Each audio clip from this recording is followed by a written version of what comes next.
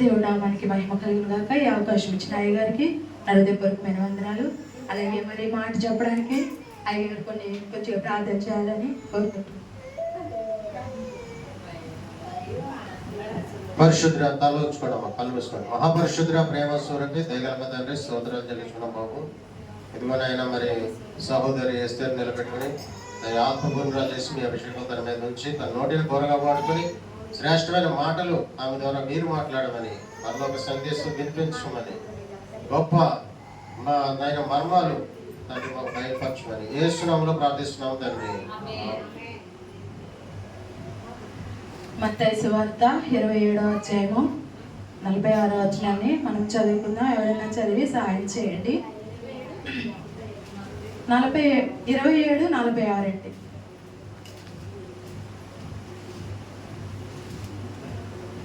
ఇంచుమించు 3 గంటలప్పుడు యేసు ఎలి ఎలి లామా సబక్తాని అని బిగ్గరగా కేక వేశాడు. ఆ మాటకు నా దేవా నన్నెందుకు చెయ్యి విడిచితివని అర్థం. చాలండి. ఏంటంటే ఇంచుమించు 3 సిలువలో శ్రమ అనుభవించారండి.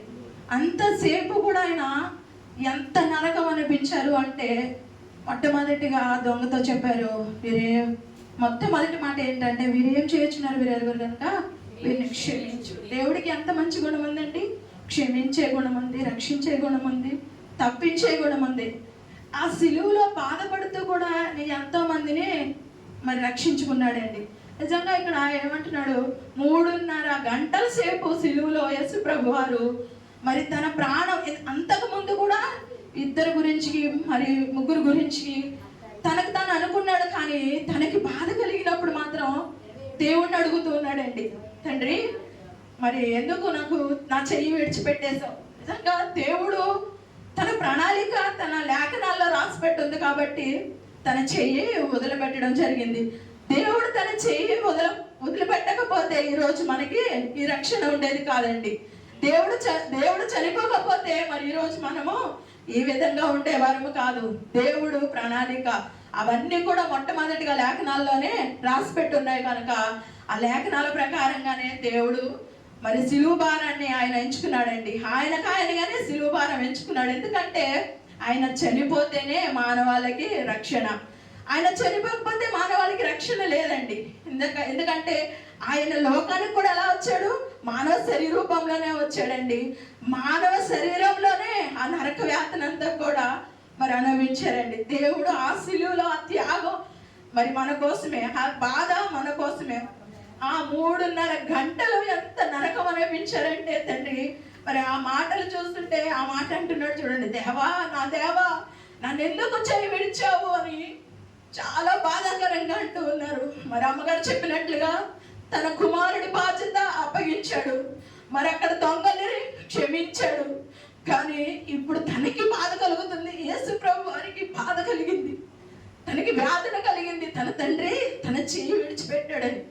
నిజంగా మన జీవితంలో కూడా మనం నమ్ముకున్న వారు కూడా మన చెయ్యి విడిచినప్పుడు, మనల్ని వదిలిపెట్టినప్పుడు కూడా మనం ఎంతో బాధపడుతూ ఉంటామండి. చాలా చాలా బాధపడతాం. మరి అమ్మగారు చెప్పినట్టుగా బిడ్డలే ఒక్కొక్కసారి చెయ్యి విడిచిపెడతారు, భర్త విడిచిపెడతాడు. అప్పుడు కూడా మనం నమ్ముకున్న దేవుడిని అడుగుతాం, తండ్రి మమ్మల్ని ఎంతమంది చెయ్యి విడిచిపెడుతున్నారు ఏంటి అని మనం ఎంతో కన్నీరు కారుస్తూ ఉంటాం. ఇక్కడ తండ్రి వారికి మరి యేసు ప్రభు వారికి చాలా బాధ, చాలా వేదనలో ఉండి అని అంటూ ఉన్నారు, తండ్రి నువ్వు నన్ను అలా చెయ్యి విడిచితివి.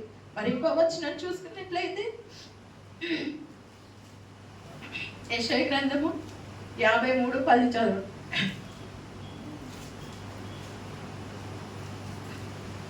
అతని నలుగురుటకు యెహోవా ఇష్టమాయెను. చాలండి.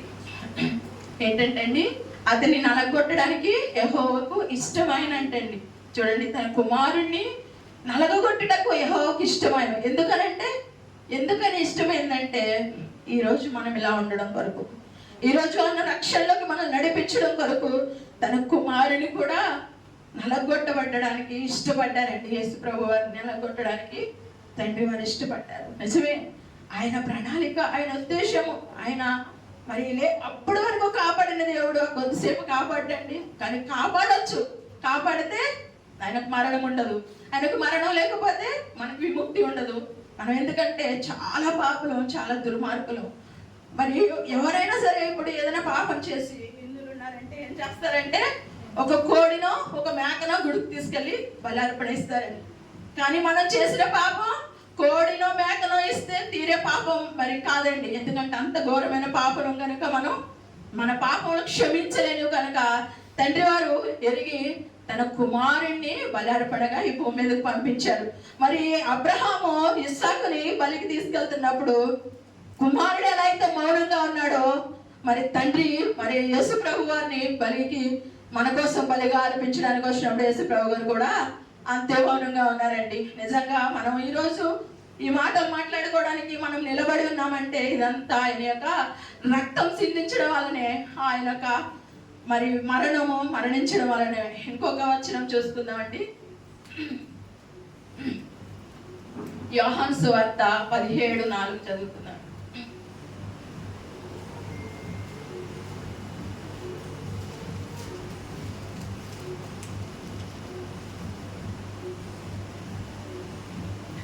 చేయుటకు నీవు నాకు ఇచ్చిన పని నేను సంపూర్ణంగా నెరవేర్చి భూమి మీద నిన్ను మహిమపరిచితిని. చాలండి.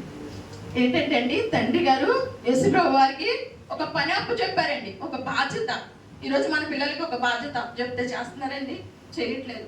చిన్న చిన్న పనులే చేయట్లేదు వాళ్ళు. కానీ దేవుడు ఆయనకి ఎంత పని అప్పు చెప్పాడంటే మరణం అనే పని అప్పు చెప్పాడు. మరణం. ఆయన ఏ పాపం చేశారనంటే మొఖం మీద ఉమ్ములేశారు, గడ్డం పీకేశారు, ముళ్ళ కిరీటం పెట్టారు, ఆయనని పిడిగుద్దలు గుద్దారు. ఏ పాపం చేశాడు?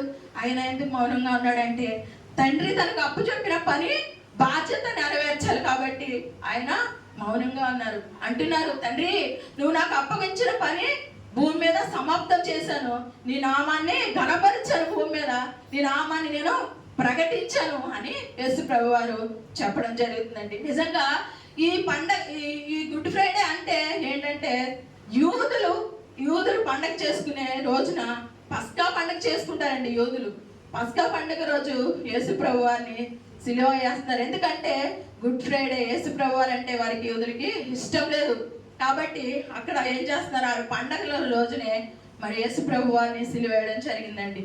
కనుక మరి ఈరోజు మనకి అప్పగిప్పిన బాధ్యత మనం కూడా ఈ భూమి మీద నెరవేర్చే వాళ్ళుగా ఉందాము.